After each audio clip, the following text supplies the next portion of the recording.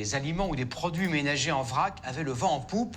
Des dizaines ouvraient chaque semaine en France. Moins d'emballage, moins de gaspillage. La promesse était alléchante, mais l'année 2021 a marqué un coup d'arrêt. 30% de clients en moins. Que s'est-il passé? Tiffaine Leproux, Jade Duong et Joseph Lacroix-Namias.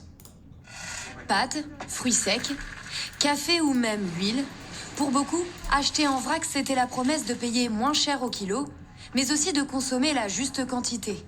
Un marché en pleine expansion, mais aujourd'hui, il s'essouffle. Pourquoi ? Je faisais peut-être un peu plus de vrac parce que j'allais plus faire mes courses en magasin, en physique.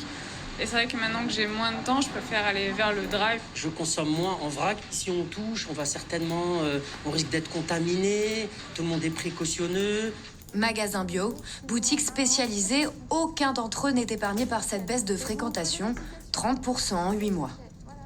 À partir de mai 2021, réouverture de tous les lieux culturels, les bars, les restaurants, reprise du travail, avec les gens du coup sont davantage dehors, moins chez eux, moins le temps de faire leurs courses, de cuisiner, et donc vont peut-être plus facilement faire de la livraison pour gagner du temps avec des plats prêts à consommer. Les épiceries et chaînes de magasins s'étaient pourtant multipliées ces derniers temps.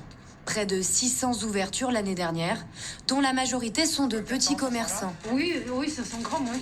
Comme ici, en banlieue parisienne. La gérante a perdu 20% de chiffre d'affaires. Au plus fort du premier confinement, on pouvait monter jusqu'à 90 clients dans la semaine. On a chuté à 50-60. Elle avait pourtant ouvert un deuxième magasin l'année dernière. La conséquence, c'est que là, nous, on est toujours dans les premières années de vie. Donc si l'activité ne reprend pas, on devra certainement se séparer du magasin. Une vaste campagne de promotion du vrac débutera le 1er mars.